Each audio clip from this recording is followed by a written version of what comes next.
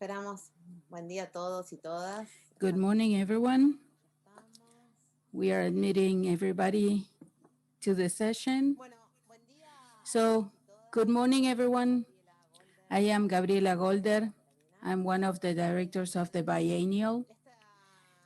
And this is a meeting that was planned, and we've been wishing we could get together. We had a meeting with one of the culture attaches from the Embassy of France, and he said it was a great idea to try and put together some activities with the Abominable. And he also said that it would be great to put together a lab and share experiences. I think he told me that in November 2019. It seems as if it was a century ago.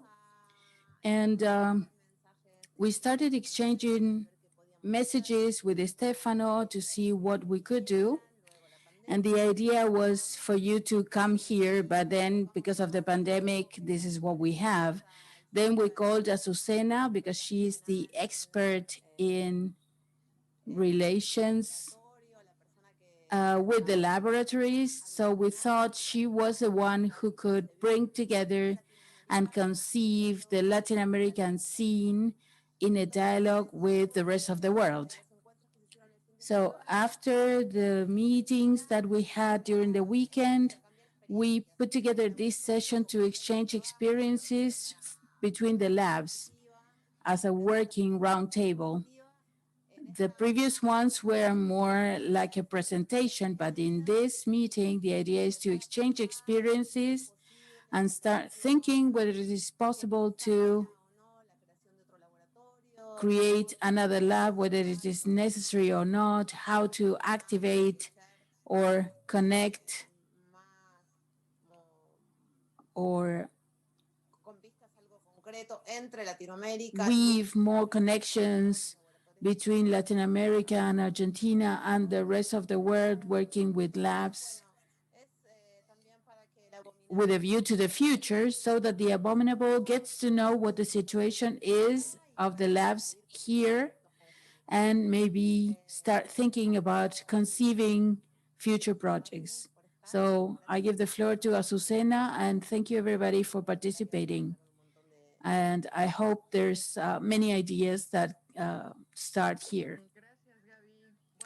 Thank you, Gabriela. My name is Azucena Lozana. I'm here at the BEAM coordinating these roundtables and working roundtables with the labs. During the weekend, we had a few meetings with the Latin American gang working at the labs, and also anybody who had a connection with photochemical developing. And on Sunday, we also had Stefano with Emmanuel and representing the Parisian lab, the Abominable. And we have Nico now, who's also part of that group. They have already told us a lot about how their laboratory works and how their collective group was or came into being. And we can put together already a map of how the things that are necessary to work with Mexico, Colombia, Mexico are also Uruguay, Chile, and as Gabriela was telling us, now it's time to focus a little bit on Argentina. And so on that note, first I would like to introduce the people from the Abominable who are participating here in this collaboration group idea as part of something that we're doing online, because as Gabriela said, the idea was to have them here in person to taste an asado, maybe a barbecue, but that would have been great to get to know each other and then start telling about our history and our ups and downs. But instead of the asado, you can see a little square, and we are connected through Zoom. So it would be a good idea to start introducing everybody. First, Stefano Canapa and Nico Rey. The ones who are here heard what they told us on Sunday about how the laboratory works and some of the things that they face, which are quite peculiar.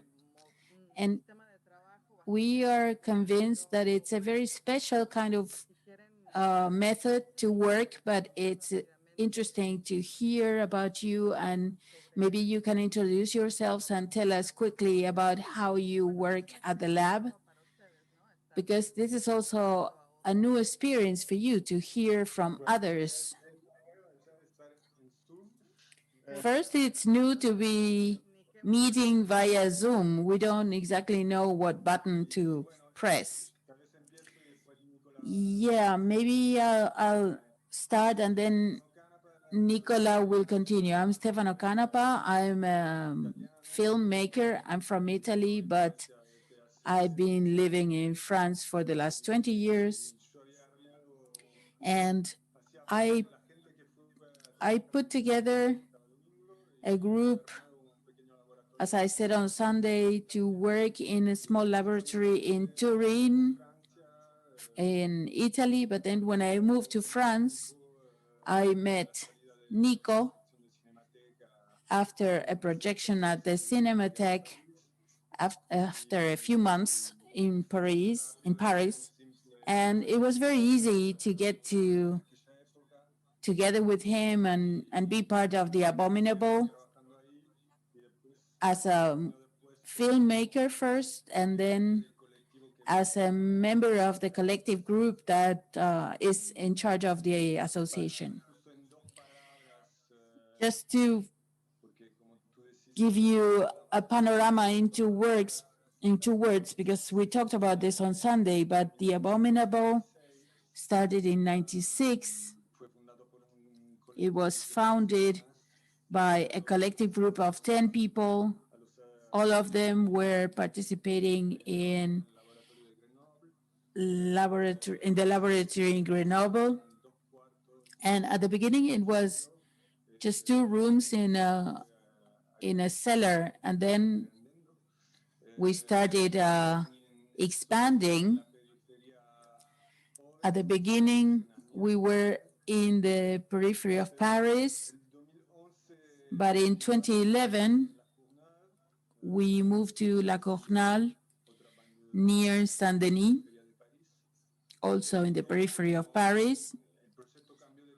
And the project changed in scale and in size.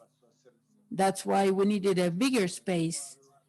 We moved on to a space that was 800 square meters. And also we changed in the scale of the grants or the subsidies, because we fought for that. And as I was telling you on Sunday also, in 2011, 12, and 13, the professional laboratories started to go down, and we started getting new material. Just to give you an idea of what we do, we don't do service, it's a do-it-yourself scheme, and there's no selection either. Nicola, maybe you want to add something about how it works, and you can introduce yourself. Hello, I'm Nicholas. Well, I think Stefano said a lot. What can I say more for now? I just say that over the course of the years, there were like more than 300 films or installations or performance work that were created and that used the lab at some point. Maybe they used it for one day, maybe they used it for 3 months.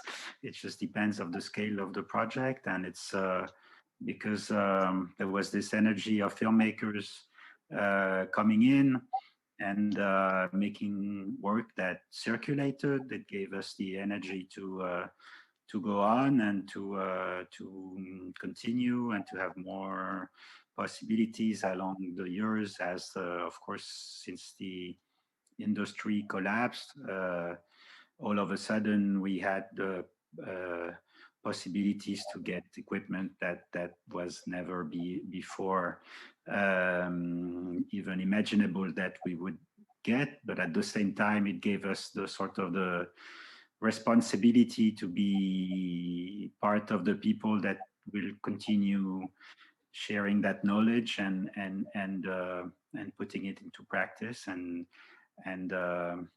in a world when it's mostly the filmmakers that know how to deal with all this lab equipment. That's just a fact. Claro, y creo que de las cosas que anoté acá en una lista como de las... Yeah, there were some things that I put together in a list about the special points in your lab. You can combine craft with machines, and you have both. And it's like you provide incentives for people to do it themselves, but also you have equipment and machines that enable you to do more complicated processes. You have a big structure in a way, and it goes hand in hand with the tradition of a collective spirit that is a basic point for this to work, right? Yeah, I think at one point we moved on. We moved from just hand. When we started, it was just hand processing, as I'm sure a lot of people have the experience of, you know, with the Lomo tank and you hand process. And for many years, that's what it is. And we made even feature length films like this. But at the time, also people would bring their, at the end of the project, they would bring their negatives to a lab, to a commercial lab, and it would be finished in a commercial lab because we didn't have the knowledge and the equipment to do that. At one point, we started running a small film processor, and we discovered that it was possible to share even that and to have people learn how to use a processor is not that complicated, actually. Maybe it's complicated to repair or to set up, but to use on a day that it works, well, it can be shared. So I think it's what we're trying to do. Está muy bien. Bueno, aquí lamentablemente son muy pocas. Here, unfortunately, it was possible to rescue just a few machines after the big labs went down.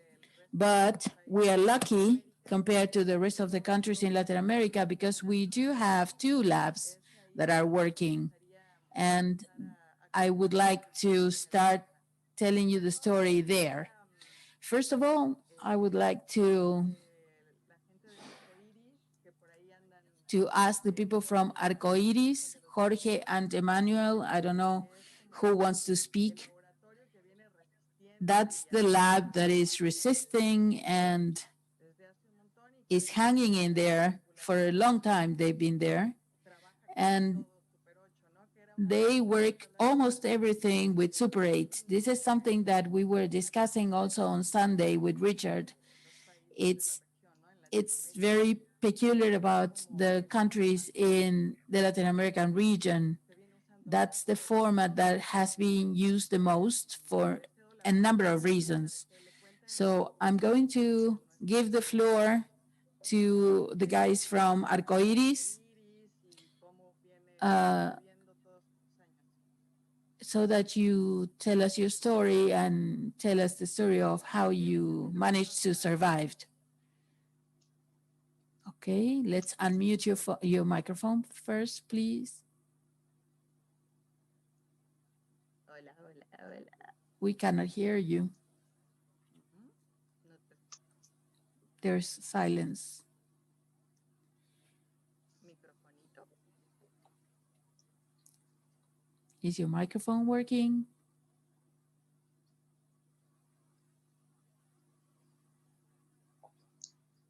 Shin, póngale subtítulos a Manu porque no lo escuchamos. We cannot hear, Manuel. Cine mudo, mudo. Plaquetas. Tienes que apretar del lado izquierdo, hay un microfonito. On the left, there's a microphone that you need to unmute. Your microphone is muted. There you go. I couldn't hear you, that's why. But okay, are you hearing me? I missed part of your question, Azucena. No, I was just giving you the floor and introducing you by asking you to tell us the story of Arcoiris and how you've been resisting all this time. Okay, first of all, thank you for inviting me for this exchange.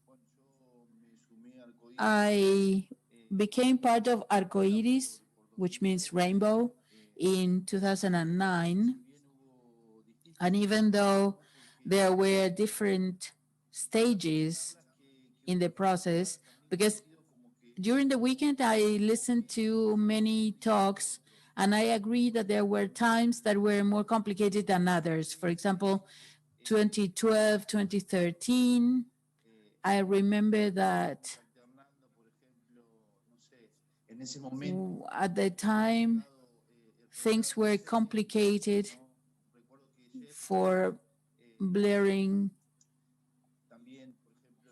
And I remember that Jeff had to go abroad to develop some material, but basically, we started developing in black and white, then we added negative, reversible, and I also think that it's important for the people to remember the people who came on board, because as years went by, there were different audiences and different users, experimental filmmakers, bleach, commercial. So we started opening up throughout this time in this resistance. I think it is also important to add that apart from being a lab that started very small, maybe we can hear Manu for this part, your lab was growing or started growing, and I think it's interesting to mention that it continues to survive because it's a Kodak distributor. And this is not a minor issue, because during the weekend, we heard many voices in Latin America saying that only Mexico and Argentina have direct distribution from Kodak. And then the rest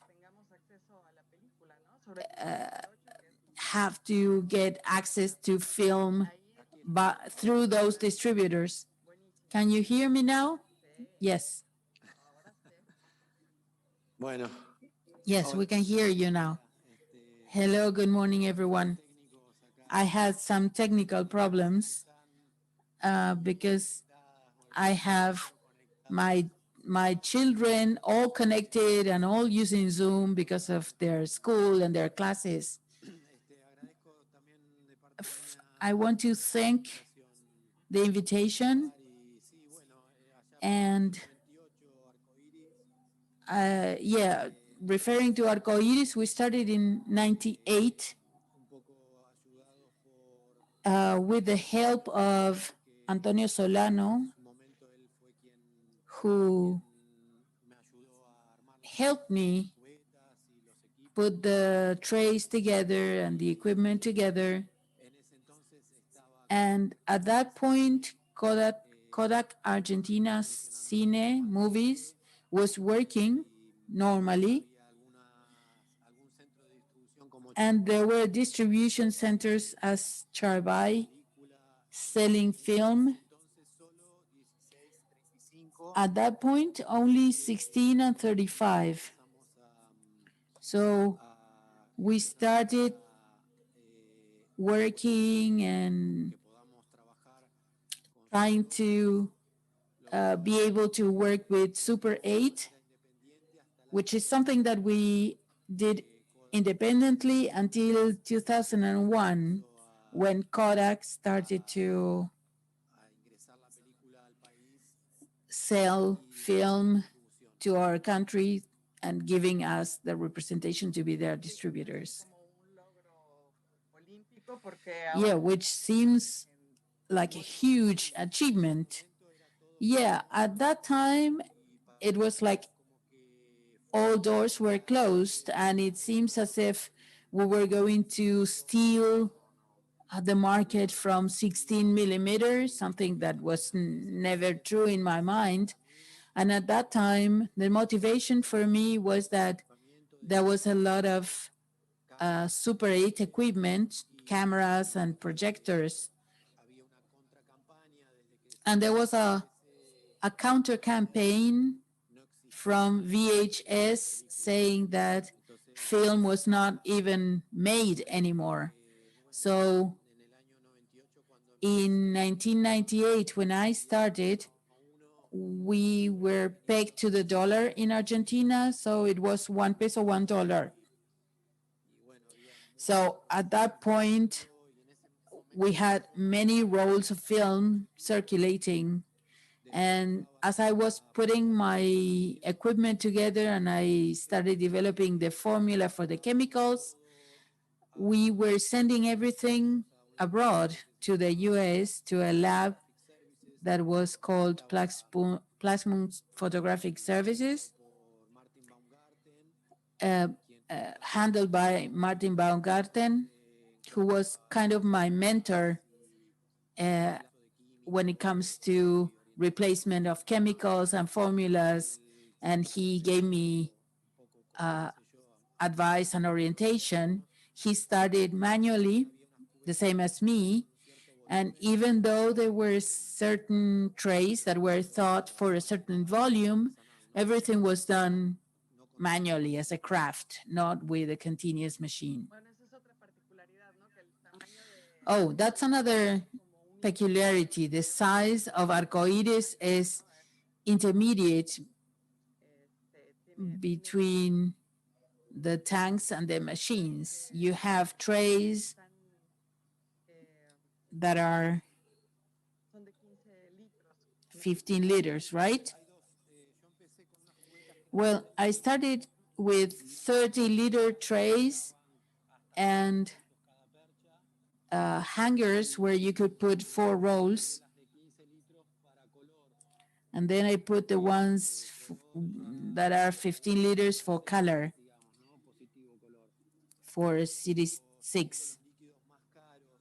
But the liquids, the fluids are more expensive. So we had to reduce the volume of the fluids because they oxidate very quickly. And we started thinking about these 15-liter trays, and I kept on using those. I just use 30 liters for the rinsing. It is important to say that this lab has been working continuously since it opened, and they are selling film despite of all of the crises that Argentina has gone through. Sometimes you have the fridge full of rolls of film, but you have continued working. Yes, I want to add that since 2001, more or less, we were able to be a dealer and a lab, a Kodak dealer and lab on Kodak's webpage. That's some sort of support. They were never too interested, but we were so perseverant that we were able to be there, to be on their page, on their website. Now, for the last year, we were distributing a batch that was that we bought from Fuji. It was a first-hand batch from Fuji, and that color negative in 16 enabled us to introduce some other supports like 3x16, and now we are doing Estachrome too. And we started developing fractioning every 15 meters with 16 millimeter negative along with Estachrome. We don't have 16 millimeter vision in stock because it's high cost, but we are able to bring with a lead time of 3 weeks after you place the order. Lead time for the film to reach Argentina is 3 weeks, but in a few days, we are going to have stock vision 250 in a 30-meter spool and Estachrome, and we have the some Fuji rolls 16 3X. Okay, the important thing is that now, thanks to all of this activity, you were able to enable us to film and develop in black and white and color in Super 8. And somehow that is a supplement to Sol's laboratory, who was telling us her lab in the weekend and how the lab works in the university, etc. But up to now, it's almost the only machine for color negative in Argentina, right? I want Jorge to explain a little bit more because Megaphoto has been developing with our lab, but they stopped using a machine which Jorge has now, and he's doing this initiative. Jorge, maybe you can tell everybody what we are doing. Thank you. Now my connection works better, I think.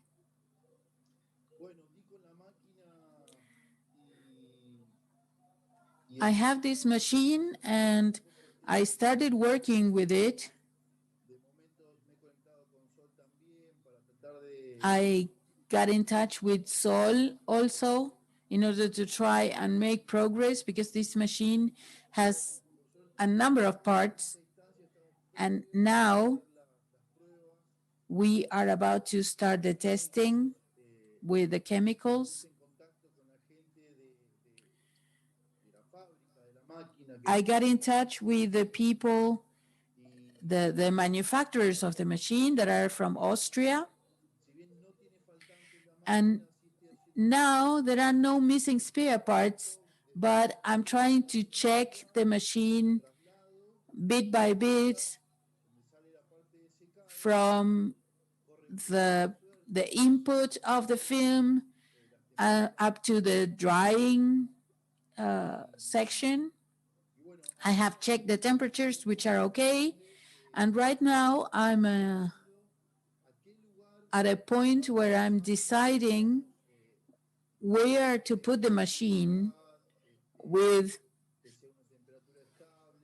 safety measures to be able to keep stable temperature and humidity conditions. It's like a surprise, and maybe in the short term we're going to be able to provide this service. We want to continue and add this new service, and it's something that makes me very happy because I see that people are asking, even here in Arcoiris,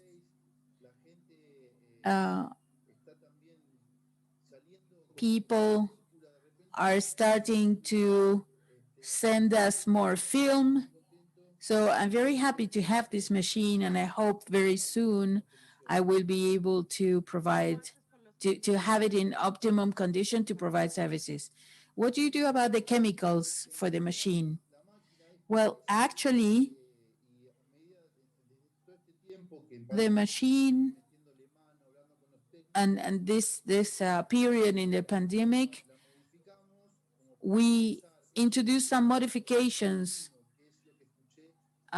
to process C41, for example, because I heard that Sol mentioned this, and she said that this is the machine that is needed. So we were able to modify the speed of the motor and the chemicals. Well, I haven't been looking for the chemicals yet because I'm not going to do D6. I was based on the demand that we see in the market and the need for this service to be available to everyone, because there are people that are asking and there are filmmakers that are starting to use 16 mil. So I thought it was a good idea to provide this option. So are you interested in using this machine for color negative? Yes. Yes. Actually, tomorrow I have an appointment with the technician again to discuss the measure of the rolls and whether we can use them for 35. So I'm going to put some material tomorrow and go and make the film go through the whole process to check the step-by-step process. That's what we're doing with the machine now. So you're going to compete with Sol. I was telling you that at the University of Cinema, Sol has a laboratory where they develop color negative in 16 mil, and that's the only machine that we have now in Argentina. So do you want to tell the people at the Abominable about your lab? Yes, hello. Our lab started 20 years ago to process the whole production of the university,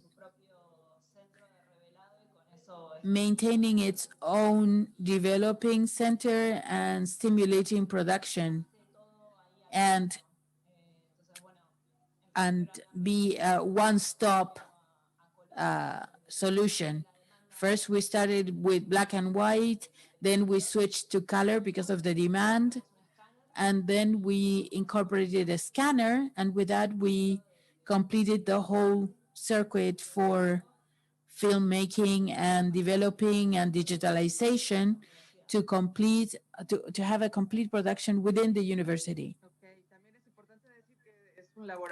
It is also important to say that this lab belongs to the university, but they also accept projects from people who are not students at the university. And you've been the panacea for many of us who are filming in 16 millimeters. Yes, right now there are no other continuous developing machines, but it's true that the lab is very small. And when it's big projects that are many meters long, we end up collapsing, and we end up having delays in the delivery, but we try to help everybody. Since it's a university, you don't have the problems that other places have to get the chemicals. you have a contact with Kodak. Yes,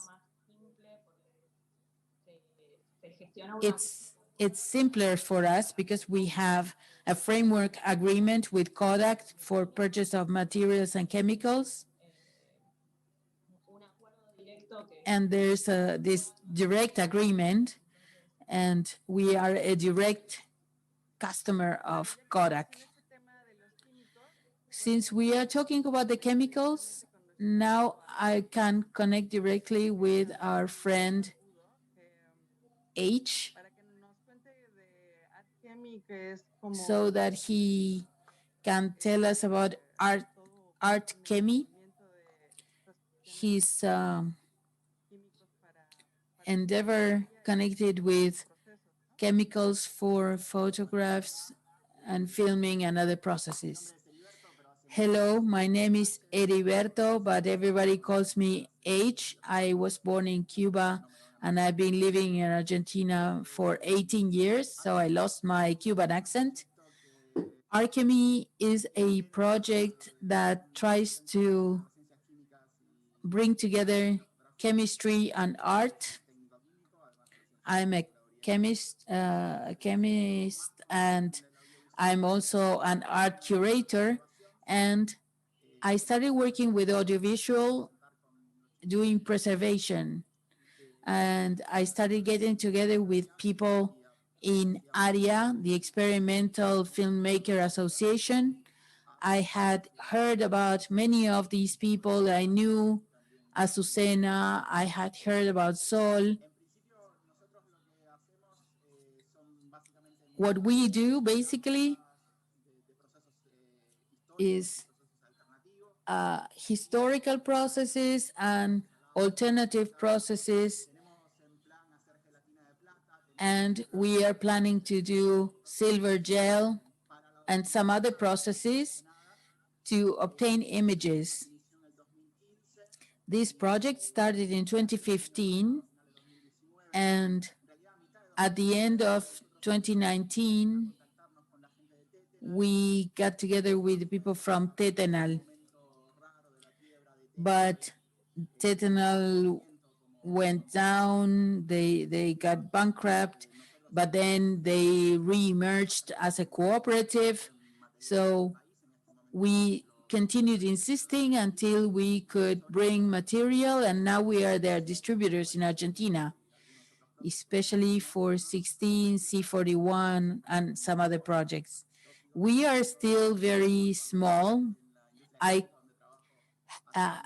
And I have my day job in the chemical industry that I've been working for the last 15 years, and I do this in my free time. In this sense, the pandemic helped me with time management because I work more at home rather than the office. So I am more flexible now when it comes to dealing with existing projects that have to do with production and sale of photographic materials.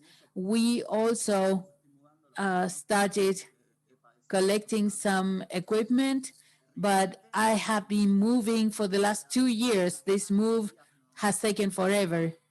And only 10 days ago, we finished the moving, but we have some equipment like a tank, a developing equipment for microfilm in black and white, among other things. And our idea was always to open a space, thinking about what you were saying about the abominable. It's like a space where you can go and develop your own materials. Also because of this issue about responsibility you have when you work with third-party materials, that remains an effort and a responsibility that I cannot assume. But I am interested in opening up this space, not a virtual space, and not only about around selling materials, but also providing the possibility for use of the equipment that we have gathered, and see what possibilities can come into being through the contacts and the possibilities in the real world or in this kind of meeting. Thank you, Azucena, Gabriela, and everybody at the Beam for inviting me, and we are here. That's what we have to offer. Thank you. I think it was important for you to tell us about your story, because everybody was very thrilled about Ictacron film, and we knew we were able to get that at Arcoiris, but we wanted to know if it was possible to develop it on our own and whether we would have the chemicals, because the tetanol kits were impossible to get in Argentina. So it's great to hear that you're bringing them. Jeff is also someone we want to listen to, because I think he's your main client, right? He had a project to develop E6 in 16. Yeah, he's almost my only client, almost like a stockholder by now, or like a partner. Ok, bueno, soy Jeff, soy yankee, pero vivo acá en Anyway, Argentina I'm desde hace Jeff. 10 I'm años. from the US, but I've been pero living in Argentina for the last directamente lo de 10 H es years. que sí, estoy So, filmando talking about mucho what Ache is estos saying, días yes, I have been de la pandemia y filming todo a eso, hago lot un diario. Pero during the antes, pandemic, yo tenía un kit, y esto es lo que estoy but filmando hoy en día. I Esto es lo que used to have filmé a con los kit. químicos, que revelé This con los is químicos what de I H. filmed with Yo me acuerdo, yo and vine developed con un with kit, no es H's el tetanol, chemicals. I sino came with el a arista, un kit kit de that was arista. not Que estaba tetanol, but buenísimo, estaba muy arista. feliz que lo It was tenía, great. I pero me was puse happy re with triste it, porque estaba quedando but sin los químicos y then no tenía I otra got very chance. sad Y because justo I was running out volvió and el I had no Electrochrome, chance of que yo siempre, que estamos restocking, esperando and ya, que 10 años que it was volvió el great Electrochrome. to hear that Y Ectachrome bueno, me contactó came H back. y me dio el H kit. contacted me, Yo he gave creo me the compré kit, 2 o 3 and kits de vos I ya. think I bought 2 or 3 from you, right? 3. 3. Sí. Okay. Uno me tenía un problema, no guardo bien los químicos. One of Pero está them buenísimo. Estoy was a muy problem feliz. because A I mí era didn't store it era correctly, but I'm increíble que happy logró esos kits en este to get momento, porque these justo kits tenía muchas at this ganas de point volver because a I was filmar y really revelar. enthusiastic Y que él about vino con los kits. Así ahora filming yo tengo again and todo lo que developing necesito. again. Tengo And so Arcoiris now I que have me everything vende that I el need. I Electrochrome, que está have buenísimo, que ellos Arcoiris pudieron lograrlo. Y selling ahora tengo H Ectachrome para for me, conseguirme los and now I have químicos. H to get me the chemicals. No, So estoy chocho, no podría I'm on pedir cloud más. 9. Así que I couldn't be happier. eso.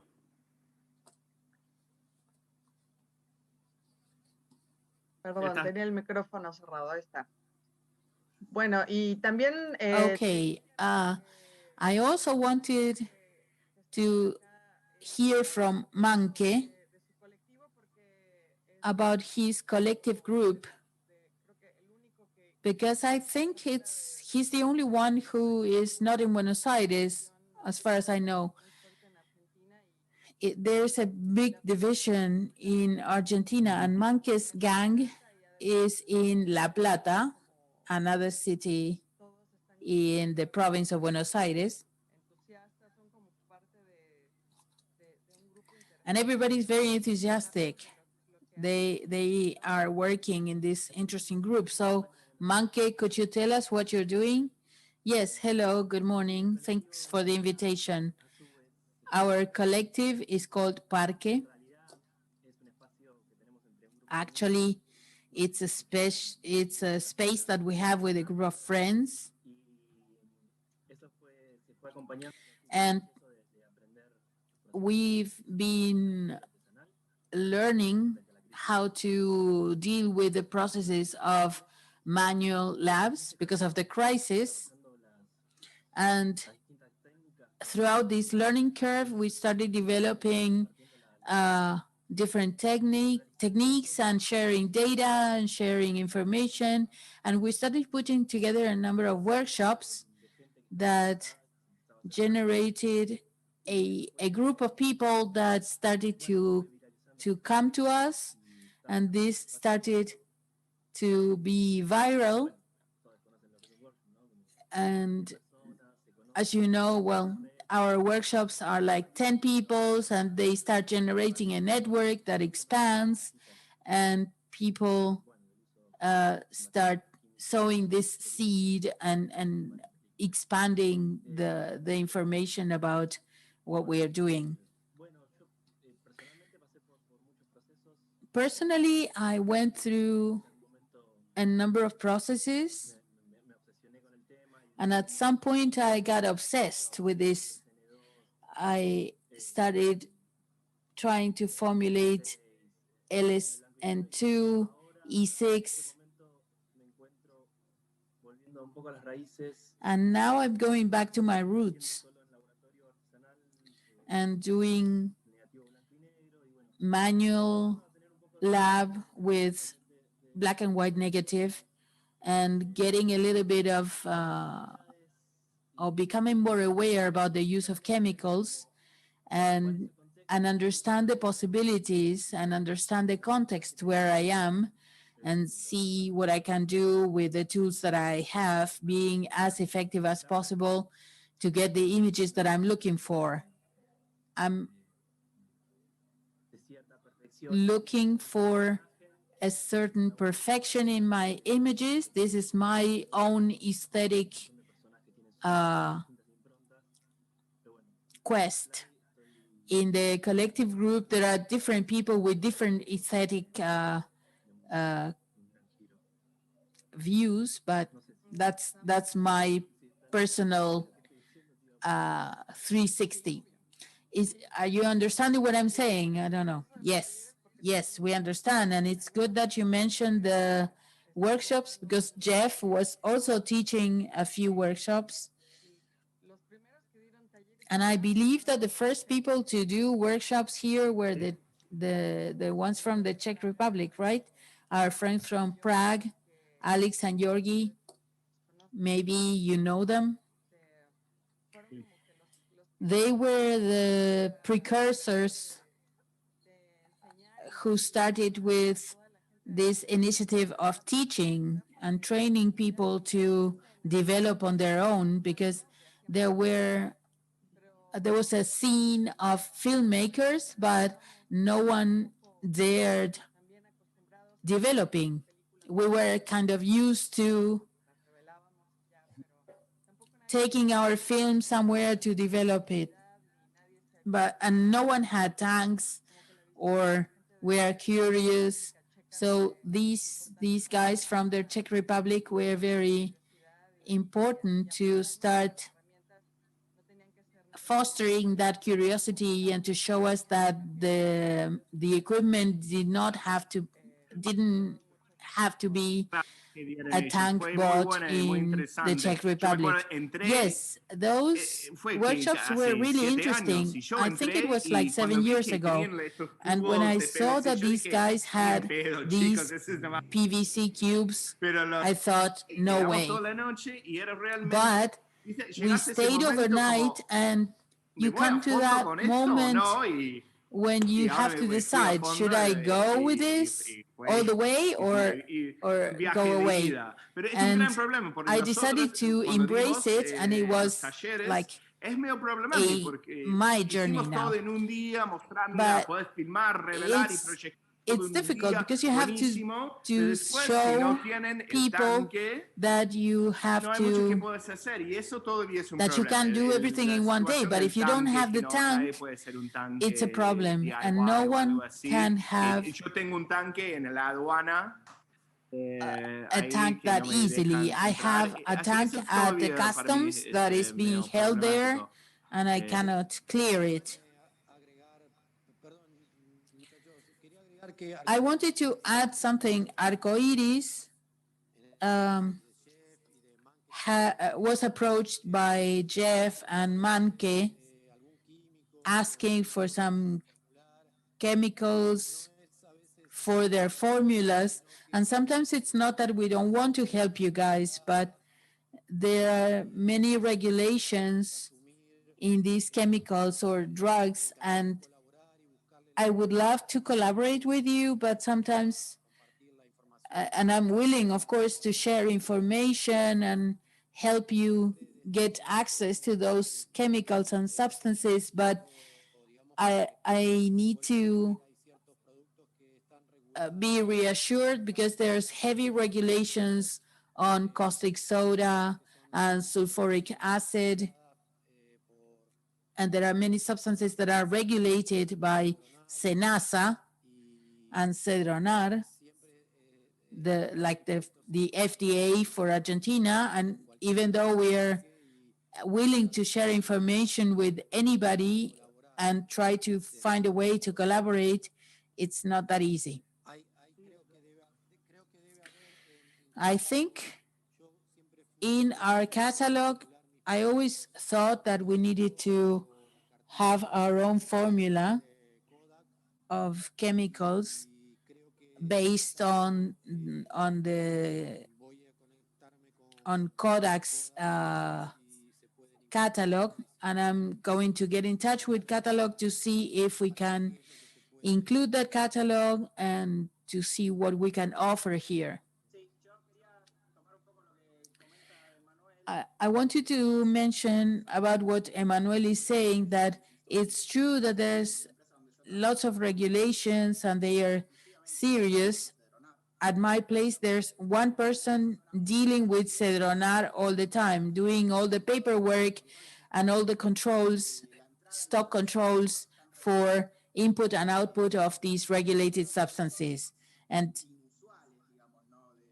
it's true that there are products that are unusual that are being regulated, like sodium sulfate, for example, is also regulated, and we are not able to sell it even through a big drug distributor. So replacing that product means a wet synthesis of the base acid to get that sulfate, and it's going to be more expensive. At some point, I discussed it with Azucena, and I said, if we had bought sodium sulfate at the drug distributor and it wasn't regulated, our commercial price would be half, because we are dealing with this and it's expensive because of the regulation. Because we are synthesizing a product that is very cheap commercially. So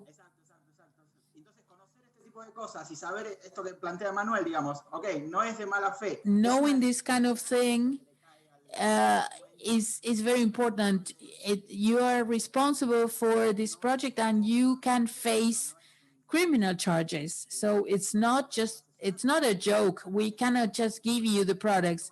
We can provide information, but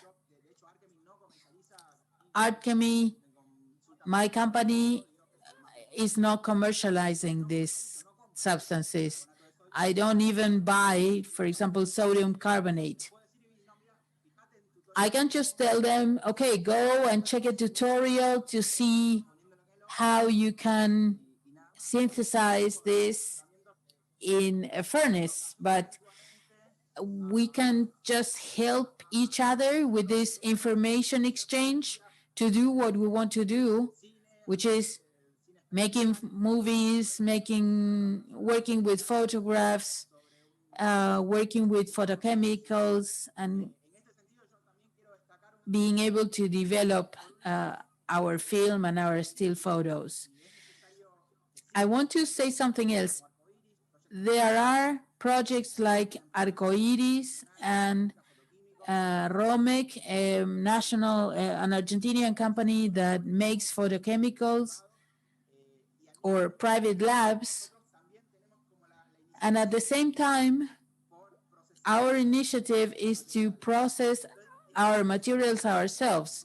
So the thing is to find a balance where we can all survive, even Romek, because they are not here because they do still photos, but they are a long-standing company that is still in the market, and they are resisting, like we are, working with these materials. And so we need to show solidarity and give a hand to one another.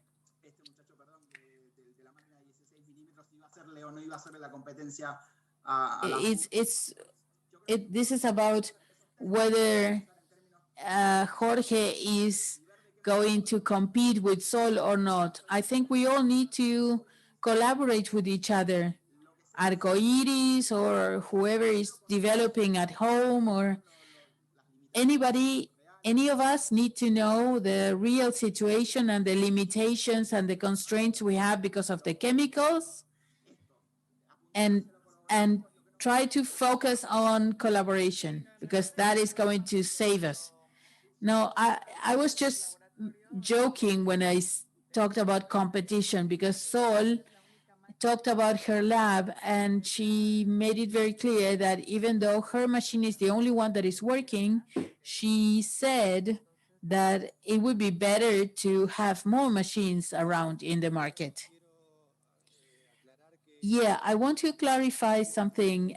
At the beginning, when Kobe was at the FUC, at the University of Cinema, I was able to do densitometric measurements to establish whether my formulations were right and whether the timing was right. And we have always had this communication, this open communication. And again, I want to say that we are willing and we are open. I'm bringing some supplies such as plastic tubes, for example, nucleus, bags, cans. So now I just ordered a few 16 nuclei to prepare for developing. And as I said, I'm open to collaboration with whoever needs me to. Okay, that's great. I see that we also have Matias Gritti. He's connected. I don't know if he wants to share something, but I think he is really important in the circle of our processes. Oh, Matias is saying that he has no microphone, but I wanted to mention him anyway because he disassembled the machine.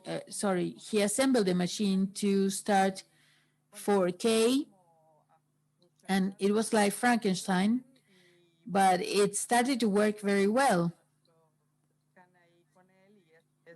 And now we are all scanning with him. Sí.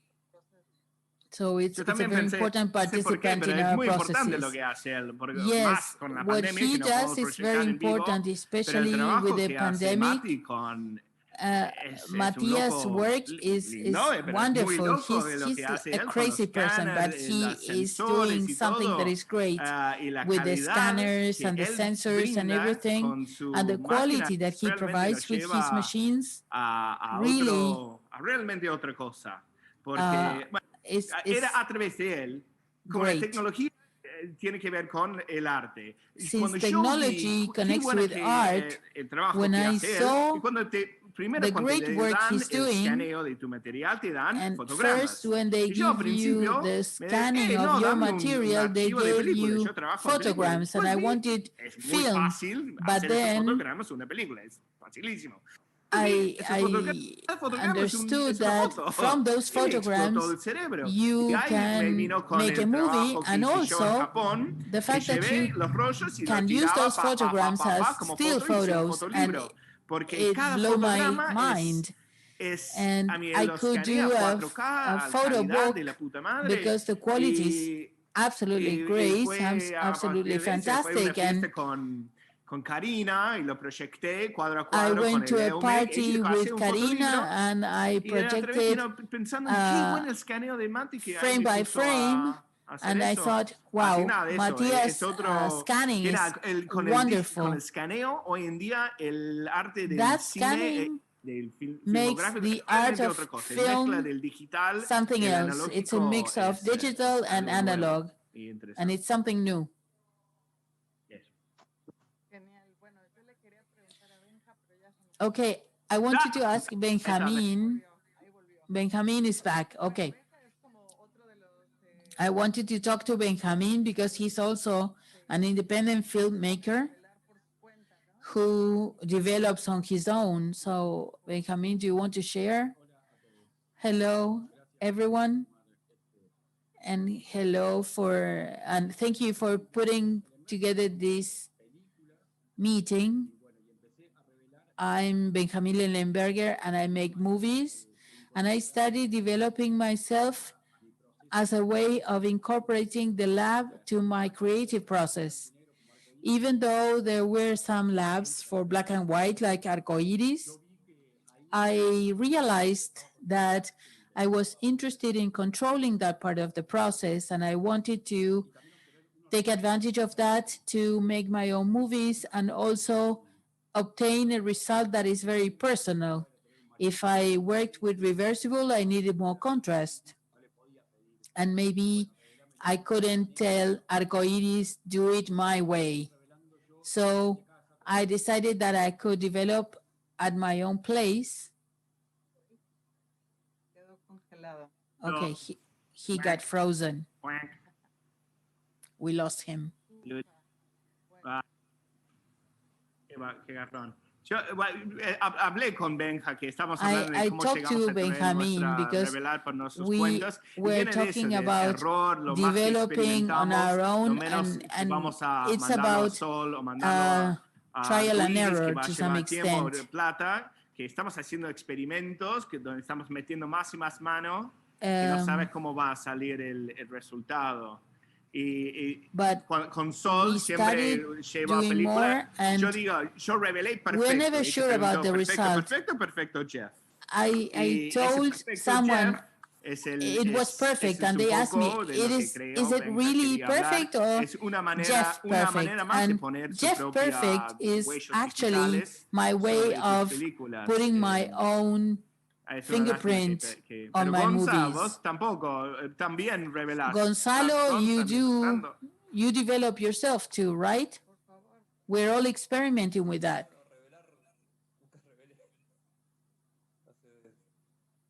Yo nunca revelé, ¿eh?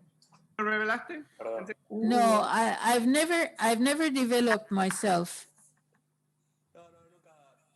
He intentado en algún momento, pero nunca llegué a desarrollar. I have tried at some point, but I never did it.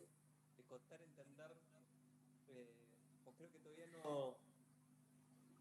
It was always difficult for me to understand, or I don't understand completely still today.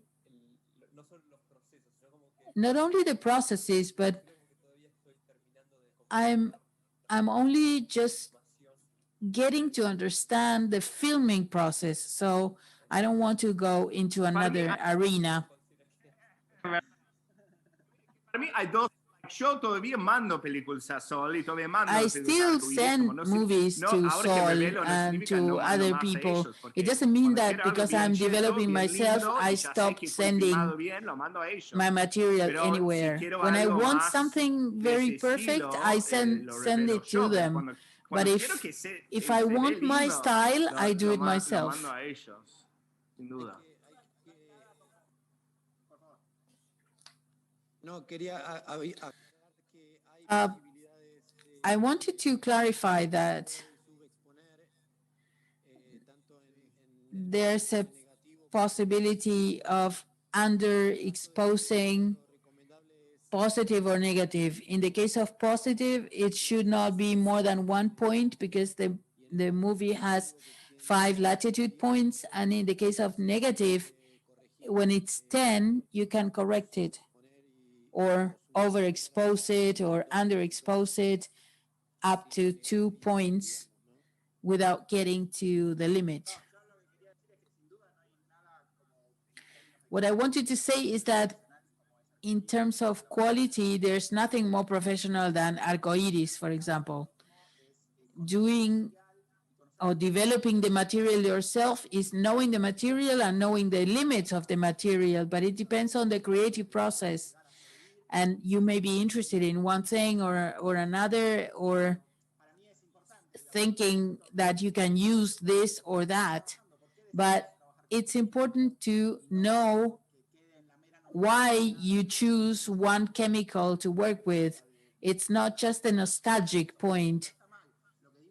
It's good that you want to evoke nostalgia, but there's also things that you have to take into account that have to do with the materiality of it, and use all your senses and touch it and smell it and see it and connect ourselves more with the world.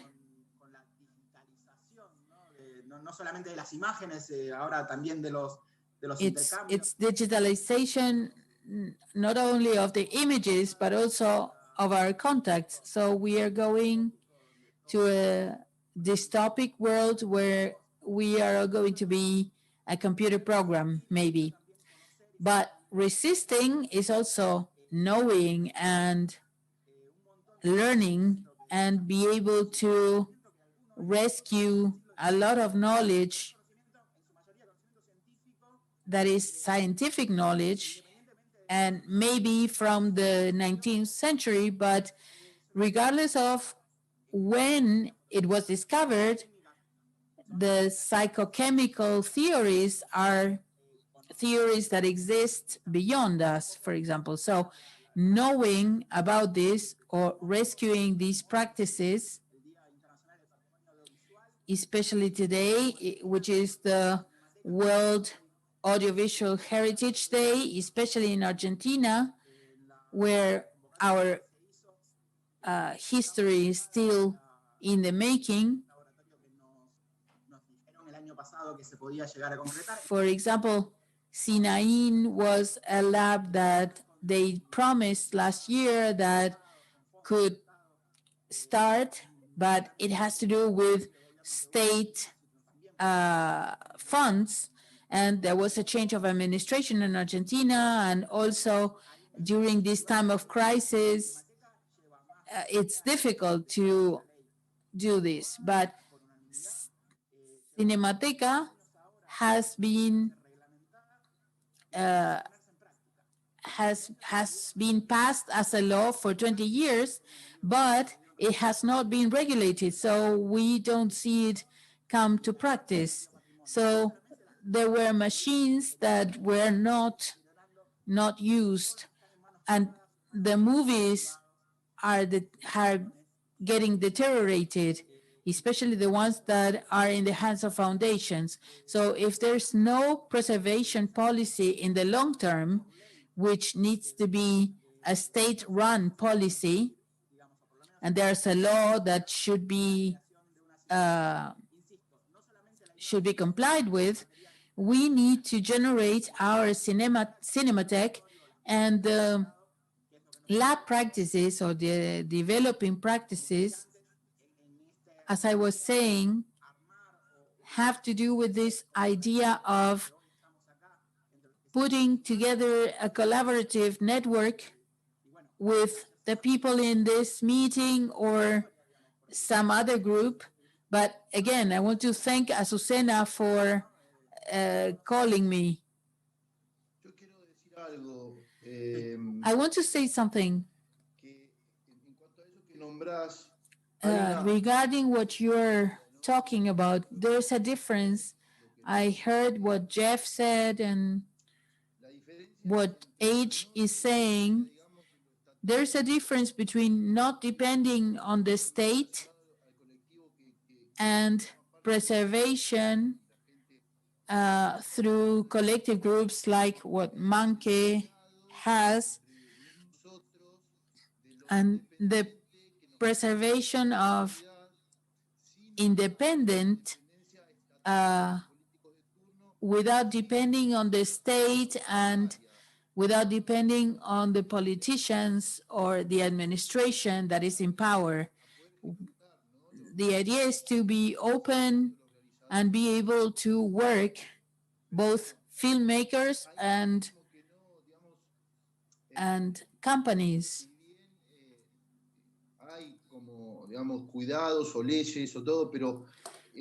There are some laws, but I am more willing to stay more independent and take care of each other. There were some moments when we exchange information and it continues like that. But in these meetings, we are able to strengthen and see how we can help each other. I agree. It has to do with civil society groups, and we need to get organized, but the responsibility over the heritage is falls on the state, especially because of the infrastructure and the enforcement of the law. Yeah, but that also means dependence. No, the state is not the government. It has to be a state policy like education. The protection of audiovisual heritage should be a state policy. Yes, we all agree with that. The thing is that we are trying to agree on some kind of organization regardless of the law that you are talking about. I'm member of Labo Berlin, a collective lab in Germany, which has a logic which is similar to the abominable. And in connection with independence, this Labo Berlin is non-for-profit, and the members pay twice a year, and that generates an income, and the space has facilities that can be used by members, and they generate workshops and ways in which we exchange information and transfer knowledge through the group of members. And there are also projections and different projects. And that's a very good example of being able to establish an independent organization, non-for-profit, to exchange material and ideas and information. Because if not, we depend on the materiality of the objects. So we wonder, do we want to give our material to a group that are going to destroy it? The organization is able to generate funds, and Germany is privileged in that aspect because they have money from grants and they are able to get external funding. Yes, I was going to tell you that that's not a model that we can apply, apparently, because of what we have learned during the weekend, because none of us has the capacity to solve this. And the physical space is also a complicated issue. I don't know what you heard about what I was saying when I got cut off. But I just wanted to add that in my case, the lab was something that I incorporated as part of the creative process. And developing my own movies was another part of the creation process. I decided that I wanted to process the movie myself to obtain a certain result that I wanted. And it also enables me to run a lot of tests instead of giving my movie to a lab where I cannot put my conditions. So I thought it was interesting to have this meeting because in a country like Argentina, where it is so difficult to find the materials and it is so difficult to have a big lab, I think that this kind of meeting is a good opportunity to network and to start buying material, for example, start with the basics and have an open dialogue to be able to move forward as a group. Because it's difficult to get film and to buy chemicals, so I think it's indispensable to work together. Yes, as Acho was saying, at least we can see each other's face and we get to know each other, and there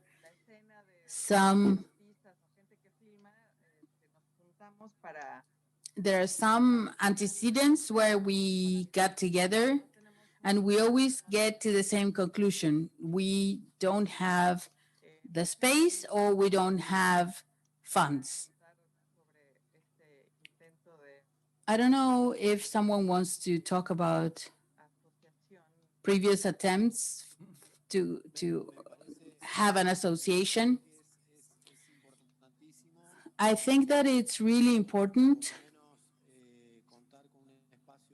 to at least have an open dialogue and maybe get together once a month, I don't know, or get together with some frequency as a cooperative or as an association to collaborate with each other for information and supplies.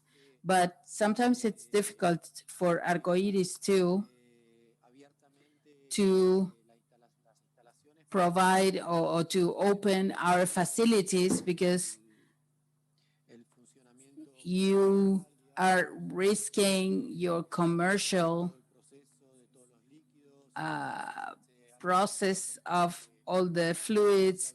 If someone is doing something in the dark room and they don't know exactly what they are doing, you need to check again the whole thing or come up with a formula again. So there are ways of doing it without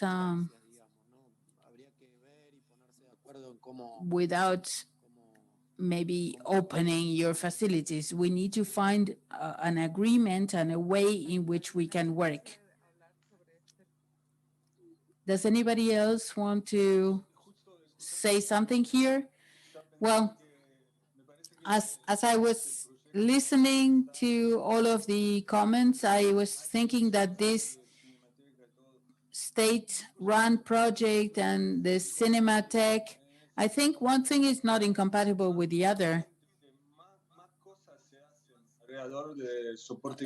More things are done from the state, and there are more possibilities to generate alternative spaces, because what I understand is that you don't have the film and the chemicals, or at least it's difficult to access the film and the chemicals. So I think we need to push on our side, even if it's not your own project, but you need to have that. At some point when we had to go and talk to the National Cinematography Center, that was what we needed to do at that time. Nicolas can talk about that maybe. In 2003, he was one of the creators of a manifesto so that experimental cinema was also one of the options to ask for funds. Justo, porque Manke estaba hablando de Manke was also saying that y yo pensé about Labo Berlin, and I thought he was going to tell us that Juan, de la persona que one of the people who are the head ahí desde mucho of the lab, él even though it's a collective group, Juan is the head, and he works daily at the Cinematheque.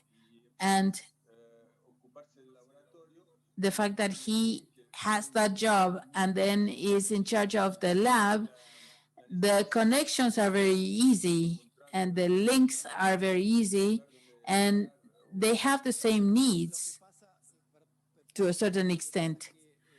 Yes, but here in South America,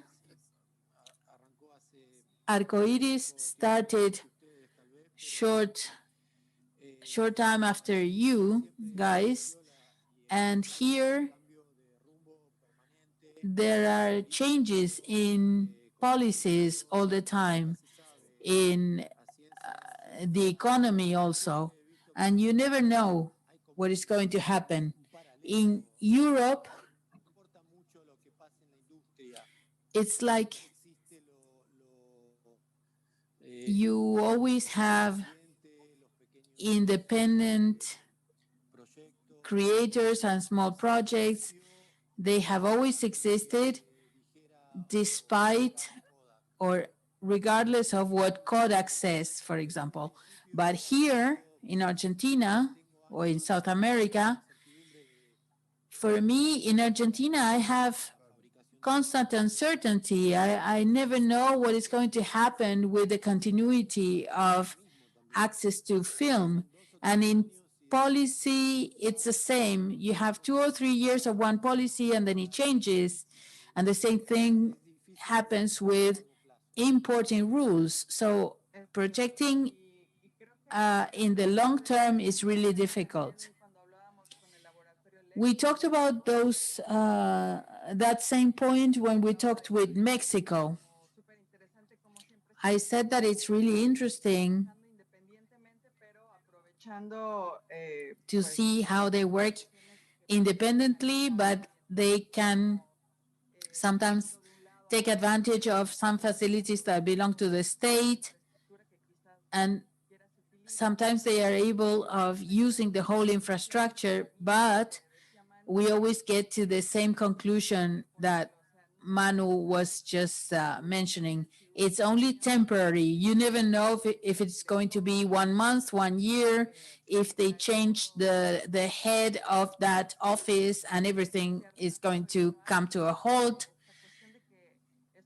So H was saying that we have this law that was passed many years back, but it has never been regulated in order to apply it.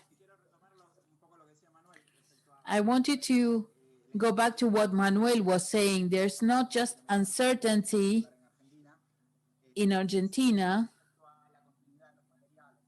about the policies, but also about the continuity of materials. This is something that I'm concerned. How can we be sovereign about the material? It's not just a question of whether I can buy from Kodak or Fuji. We should maybe start taking a look at the possibility of having our own silver gel, at least for experimental cinema.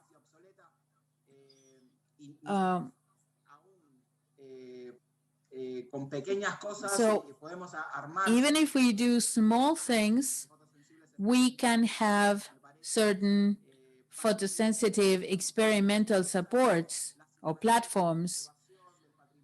Because one thing is the preservation of the audiovisual heritage and the participation of the state in that. And another thing is what we can do independently as creators or as alchemists. I hate the word alchemy because photochemistry is a science, but any of us interested in working with materials, we can get together because we would be following our own independent interest. What I'm saying is that we need to find a way of being autonomous and sustain our independence. This sovereignty that we are looking for in art chemistry has to do with the funds and also with the technology and with the idea of exploring a little more instead of just developing our own material at home or experiment with our own material. Maybe we should go a little deeper to get our own materials. For example, I talked to General Triga in Mexico. I read what he says about phyto developers is spectacular. So expanding that to our other supports would be great. Let me add that Brunet is doing an incredible job, and they are close to, or they are dealing with this self-quest for doing their own experimental developing, and I think that's a very good potential. I wanted to add to what Ache was saying is that there's a reality with a number of filmmakers working with film, and this point about autonomy is very important. We need to establish some sort of dialogue among us to have this autonomy, especially because of the prices of the materials. Nowadays, it is very difficult for me to buy materials because the prices are so high. The exchange rate with the dollar in Argentina is going up, and it makes it very difficult. Are you talking about film? Because Kodak has just restructured all the prices for 3X. The 3X that was $17, now it's $28, just the cost. And also the chemicals. The chemicals have gone up.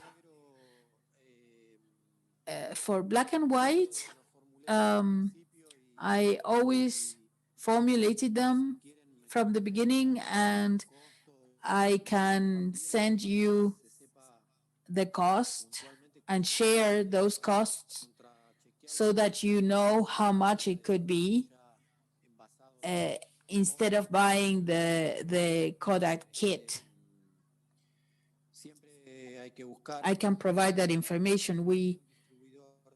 I have always worked with a chemicals distributor who, at the beginning of the pandemic, when we reformulated everything with Jorge, this distributor said, I cannot continue working because the last container of hydroquinone lasted 4 years. So we need to find alternatives, he said. And yeah, I think we need to get in touch on a monthly basis, maybe, to share information, because each of us may have different information and be able to get organized. And once we are organized, we can have presentations or exchange questions or send questions to state-run organizations to see what we can do. Yeah, maybe it's not necessary to have a civil association registered as such, but maybe establish more frequent meetings and organize this exchange in a more structured way. Yo creo que estamos en un buen momento para I think this is a good point to ask if someone wants to add something else and maybe ask questions from our friends from the Abominables. So ask them some questions so that they don't fall to sleep. Yo tal vez le voy a hacer una pregunta a usted. Maybe I want to ask you a question.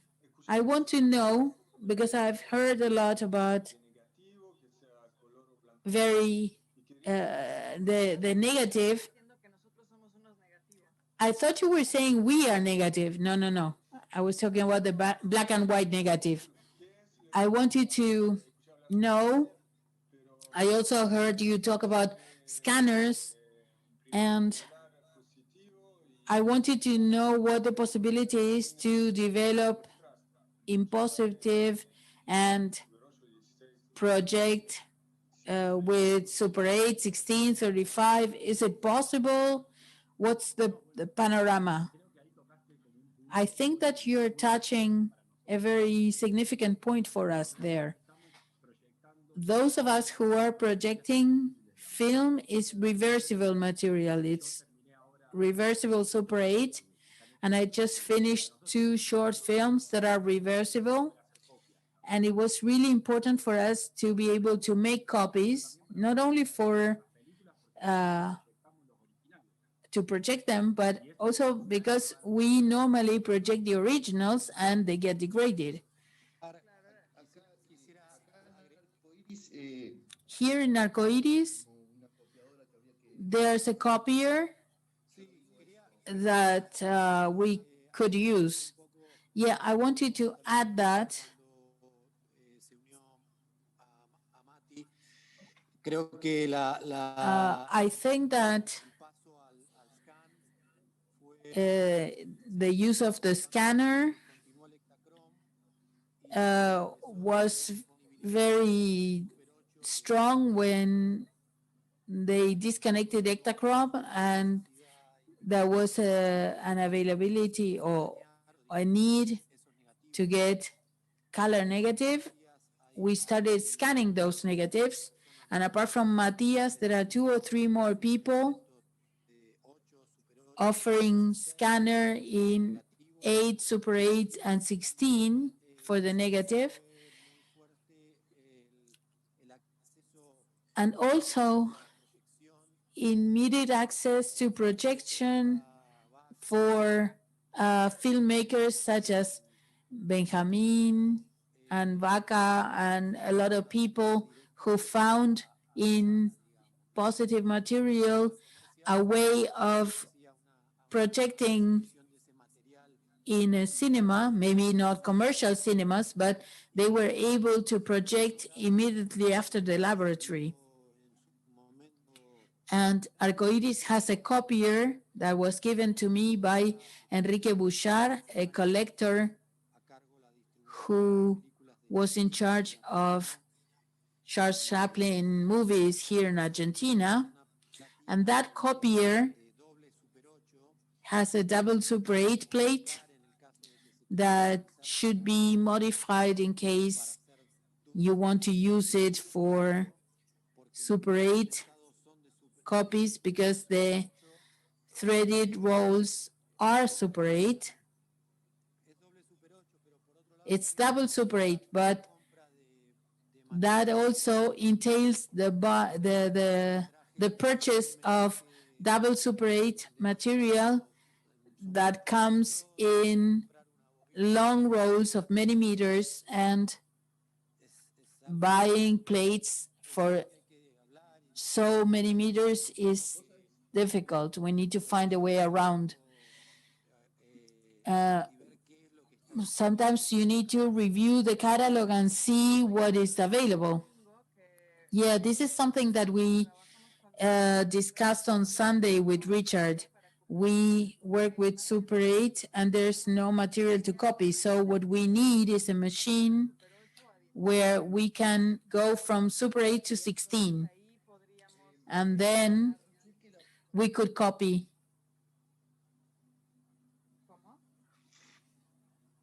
No, sobre la charla que la película El Doble Super Well, 8 Double Super 8 was at a good price, according to what the Australian colleagues said. No, no, actually what they said is that they bought a spool of Ektacron that is double, and so they cut it and they load empty cartridges with the Ektacron at a cheaper price. That's what he explained. That was what Pro 8 and some other people did before. I was thinking that as a question to the people at the Abominable, Nicola and Stefano, do you think, or what do you think is the best way of starting doing our own film, our own copy, sorry? Do you have a simple and inexpensive method that you know and can recommend? Nico, tu veux répondre? ¿Cómo? No, le pedí a Nicolás contestar o yo voy a contestar. ¿Estás, Nicola, do you want to answer? Do you want to take this? Yo creo que por cercanía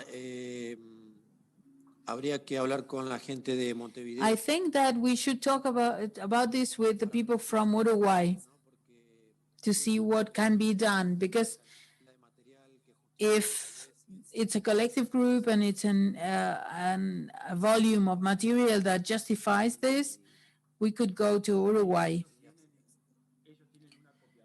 Do they have a copier in Uruguay? I understood they do. They have an optical printer, I think.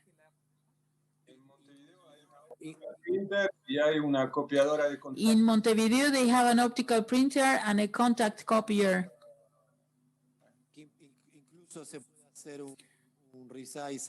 We could even do a resize from Super 8 to 16. No, it's a 16 copier.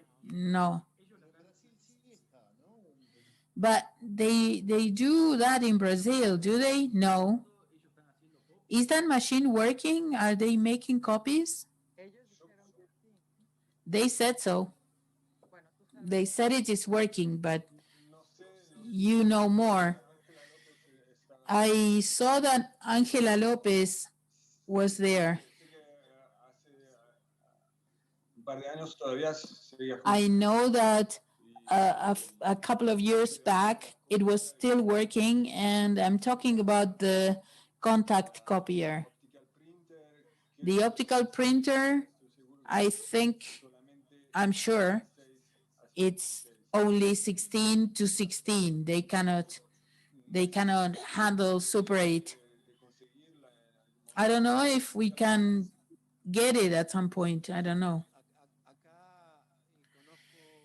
I know here some cases of telecine duplicates,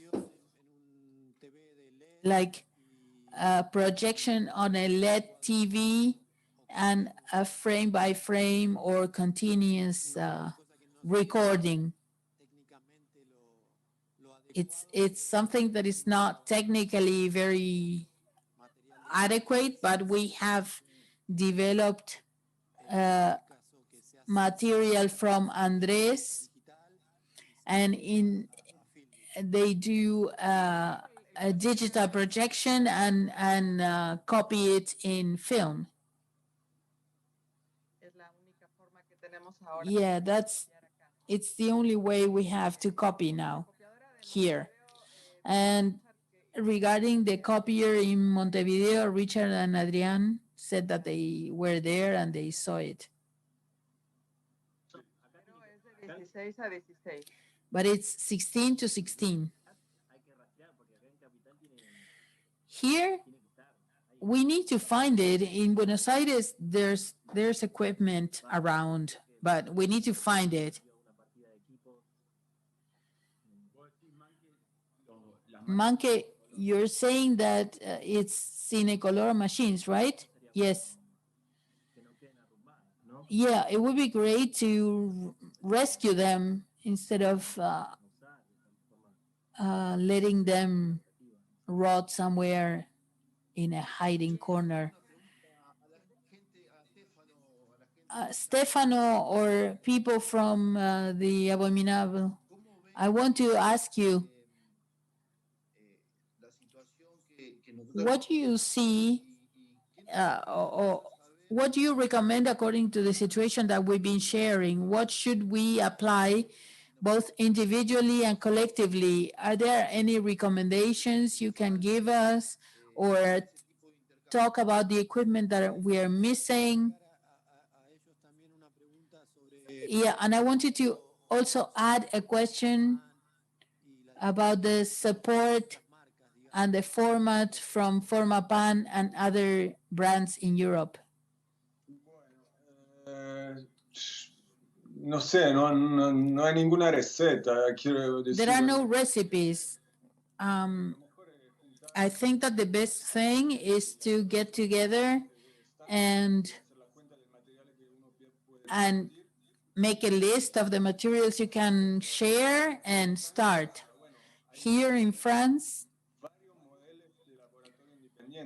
there are different models for independent labs. You have the Abominable on the one side that maybe looks more like a professional lab in the sense that you can do anything from Super 8 to 35 with sound, but then there are other kinds of labs that were open. In Paris, there's another one. There are many places that are being opened in the last few years. There's one in Marseille, in Brussels, in Strasbourg, in Nantes, in Toulouse, and different cities, different places with 2 or 3 people. In bigger cities like Marseille, they started with 3 or 4, and in the last meeting, it was 30 of collaborators. All of them had different expectations, and up to now they have a tank and the chemicals and a 16 machine that they rescued, which is not functional yet, but it's going to be. And in this case, then in France, there's a circulation of knowledge with a longer tradition. And the printer that they rescued is not working yet, but they may get someone to help them, a technician to help them and start making it work. And in connection with the Formapan, I don't know what to tell you. Maybe Nicolas knows, but I think Nicolas disappeared. Nicolas, are you there?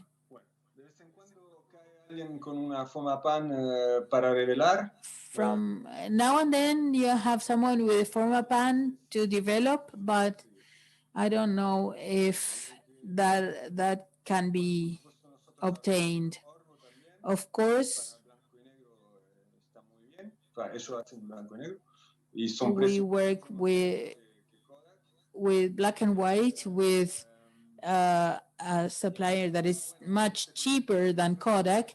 And now there's a project with Ferrania that you might have heard of in Italy for color reversible at the beginning, but then they switched to black and white. They still have problems though, but yeah, they've been experiencing problems for many, many years. I put money for that, but nothing happened. Yeah, I know, but they were really unlucky, and I think that Italy is similar to Argentina in the difficulties and the bureaucracy and the permits and Si le agregase el hecho que están trabajando en... if you add the fact that they are working at a building that dates back to the beginning of the century, and they have plumbing problems and electricity problems. For example, the last problem that they had is that there was a blackout and they lost everything that they had frozen for preparation in the fridge.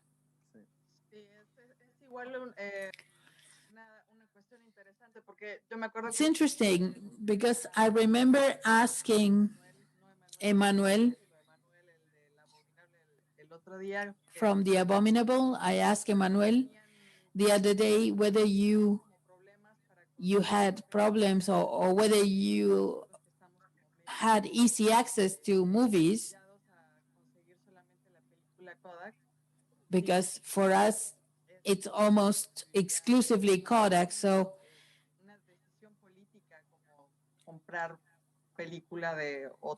it's a political decision when you sometimes buy film from another supplier. Is that a question? Yes, my question is, apart from Kodak, since you have the possibility of getting film from other suppliers, you said that you had an agreement with Kodak, right? Yes, we are also connected with Orgo for black and white, but it's different film with different prices, but they also have different features.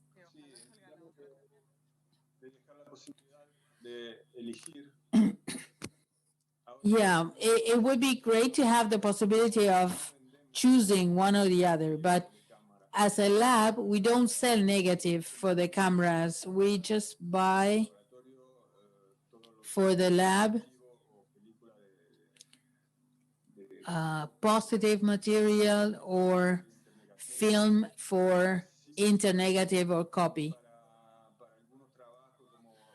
For some works, sometimes you use camera negatives, but we don't sell that to the filmmakers, but some filmmakers that are part of The Abominable have a discount with Kodak, and they establish a direct contact. Okay, does anybody else have a question? I'm reading a question from the chat room. Lucia is saying, you spoke about regulations to access chemicals. What about waste management? What measures do you take to prevent the environmental impact? We have an agreement with a company, and it's more expensive to recover the chemicals than to produce them. It's €1 per liter.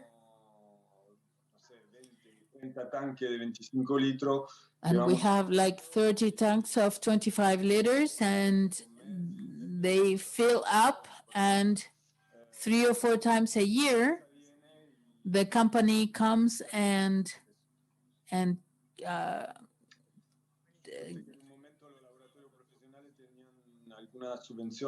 disposes of the waste. There were some grants for that, but we have never implemented it. In one lab, we rescued or we recovered this machine to recover silver, but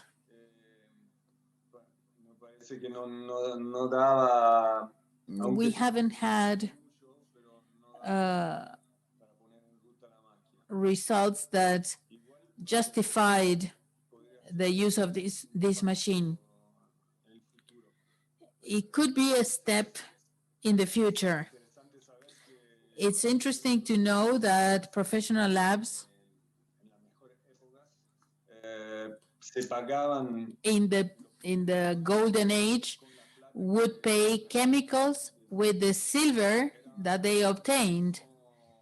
It was equivalent.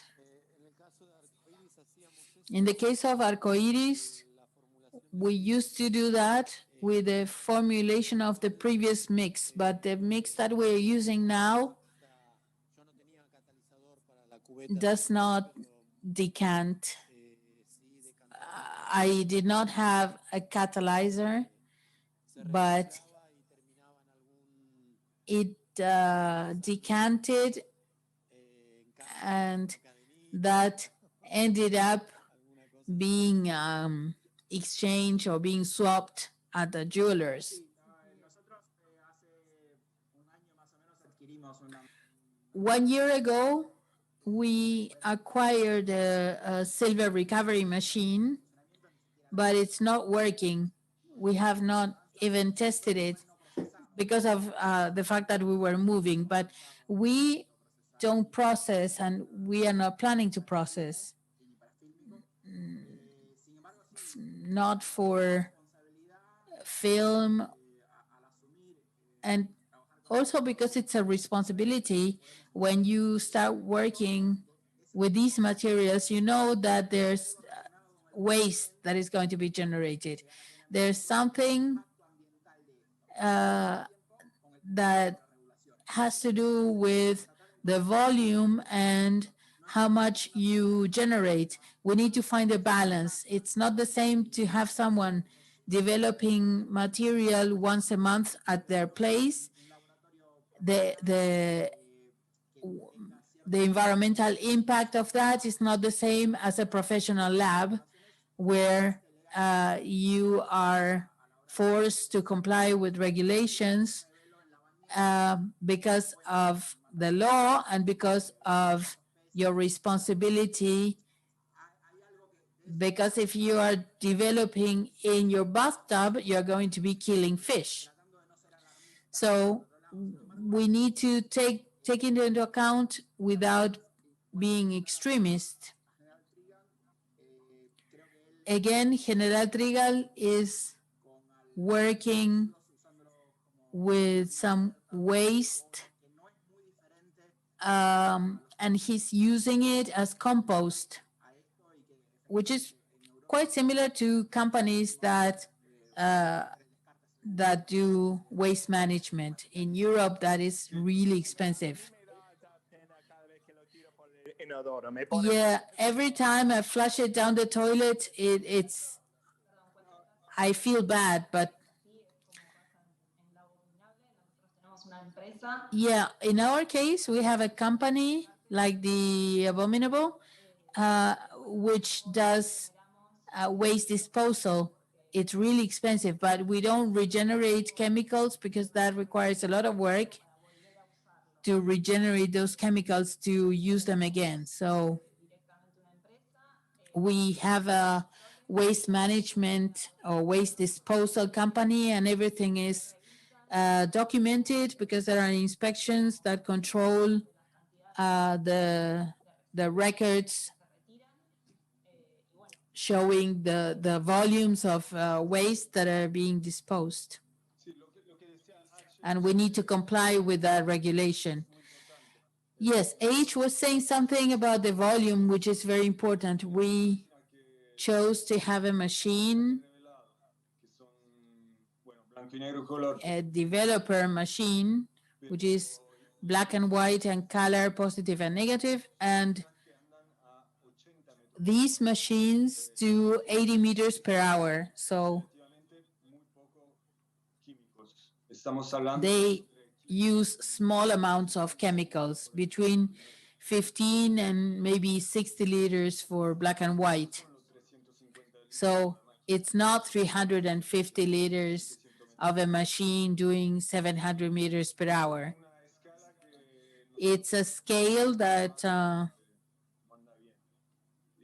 Nosotros sí hacemos, that ponemos refuerzo we can manage, but we reinforce the policy of regenerating chemicals.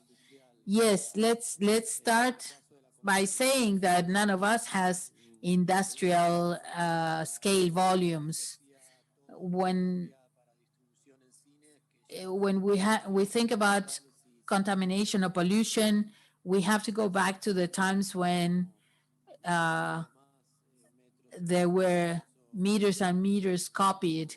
Now everything is processed digital. That's why Cinecolor and Stagnaro went down, because they lost that market, which maintained them or maintained the big labs alive. At the chat, we have Angela saying hello to Stefano, because he was the one working with us. She wanted to say hello. And now we're going to close if we don't have any more questions. I would like to give the floor to Manke first for a closing.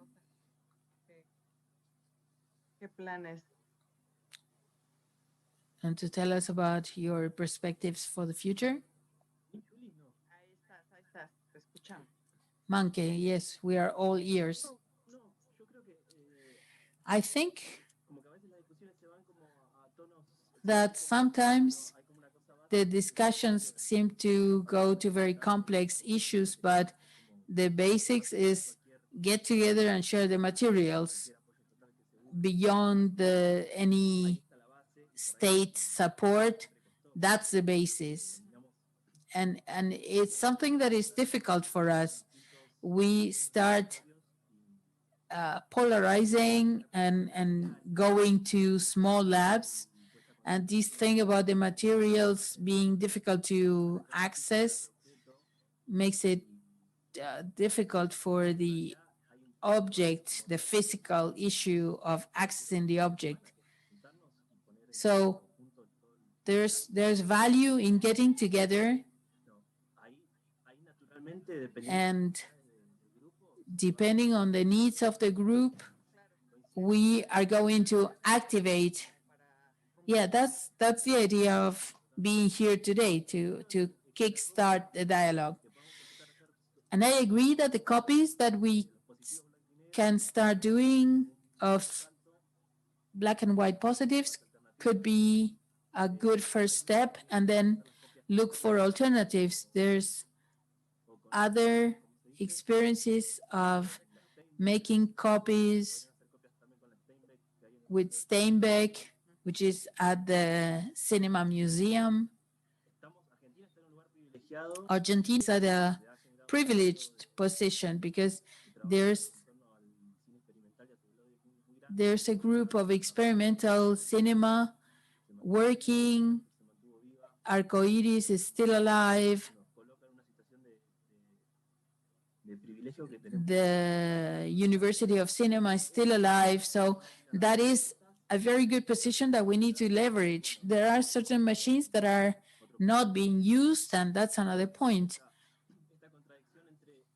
There's this contradiction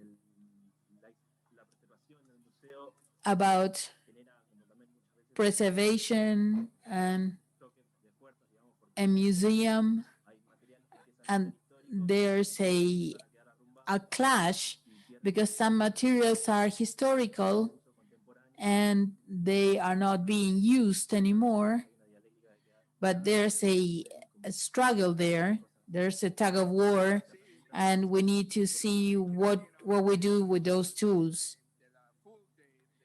I want to tell everybody at Arcoiris and FUC, we are privileged. Everybody in Latin America says it's great that you have all that, and I'm corresponding with people from Japan, and they don't have the scanning facilities that we have here. We do it because you keep pushing. And thanks to you, people like Manke and myself and everybody here can continue working. And there are not so many countries or not so many places that have this. We are privileged. Thank you, H, for the support, and Monkey and everybody. We are parasites living off of you.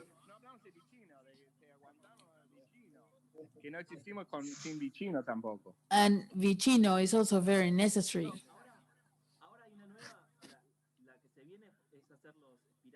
The next step is a good solution that started appearing, which is spirals for the tank, 3D tank.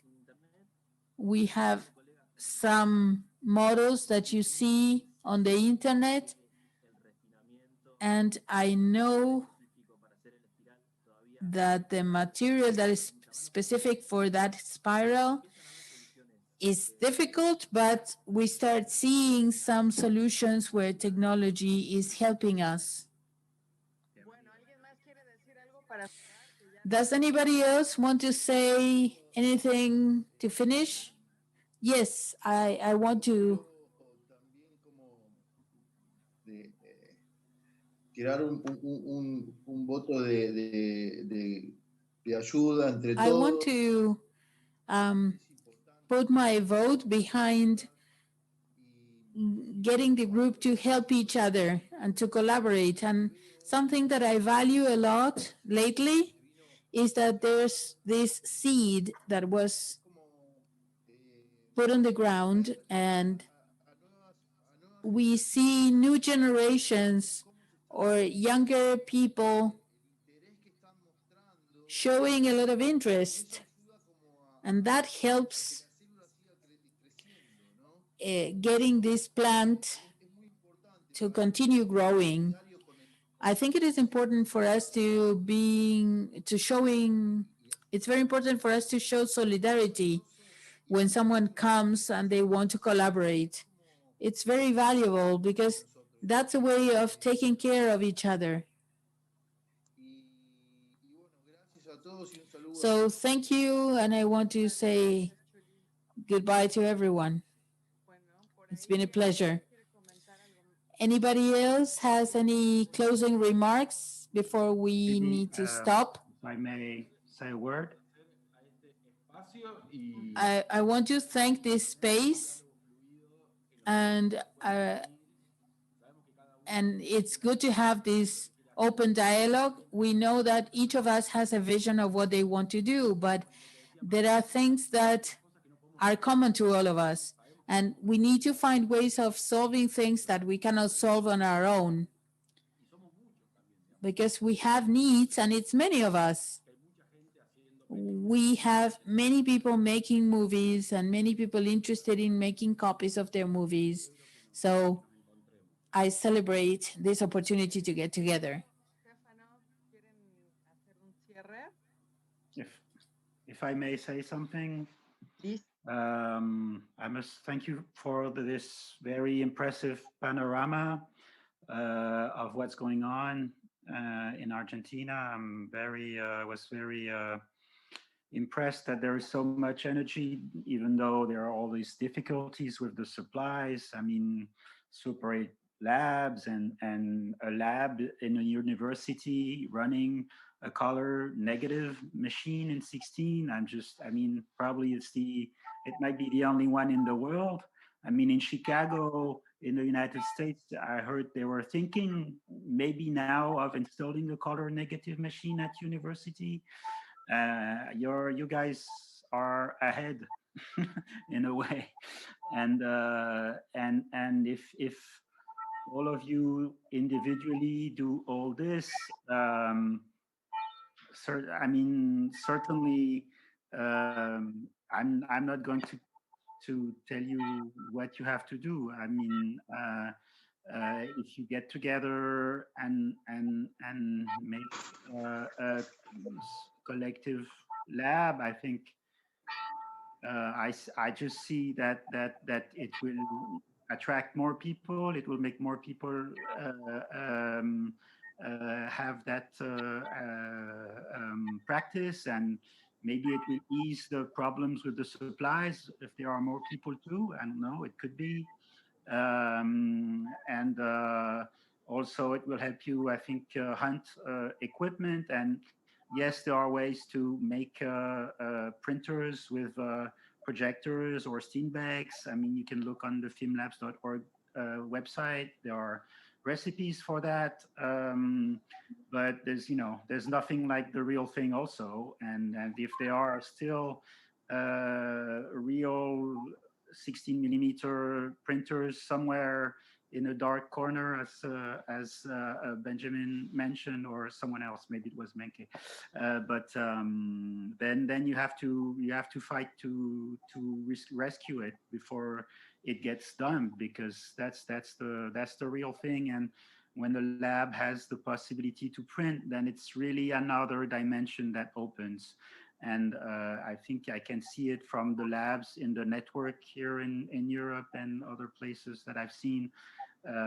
When you have the possibility to print, it's new doors that really open. And you mentioned that it's hard to make a collective lab like this because you don't have money or space.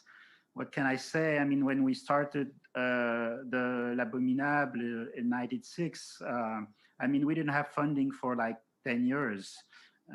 We just shared the cost between the filmmakers, and we took new members, and it helped, with a small fee. And we went like this. And a lot of labs, I mean, 90% of the labs of the Film Labs network don't have funding, and they just get by making workshops or by finding their own specific way to invent their economical model. And then, of course, the next issue that you mentioned that is, of course, very crucial is space. And of course, I know how problematic it is for everybody to get the space.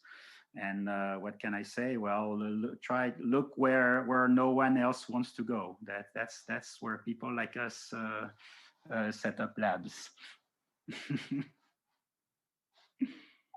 And thank you again. Bueno, sí, bueno, es como un hermoso cierre. ¿Tú quieres decir That's a algo? beautiful closing. Thank you, Nicola. Stefano, do you want to say something else too? I think that Nico summarized it beautifully. That's enough. I want to thank everybody. Thank you, Nico and Stefano, for struggling with Zoom, but we did it. And it was super pleasurable to have this working roundtable among us, but having you over there. And it helps us have an external perspective and help us not getting entangled in our inner issues. So it has been a very intense weekend for me, and I don't want to do Zoom for the next century. Maybe I'll become a YouTuber. I don't know. I want to thank everybody at the Beam for the logistics. Today we had Carola, Lucas. I don't know if Ariel is somewhere over there listening in. And I want to thank Cecilia, my translator, who was doing simultaneous interpreting for Nicolas. We've had simultaneous interpreting in each of the sessions, and it worked very well. So thank you, and we are going to meet next time. Hopefully next year we are going to be able to get together at the steakhouse in Buenos Aires.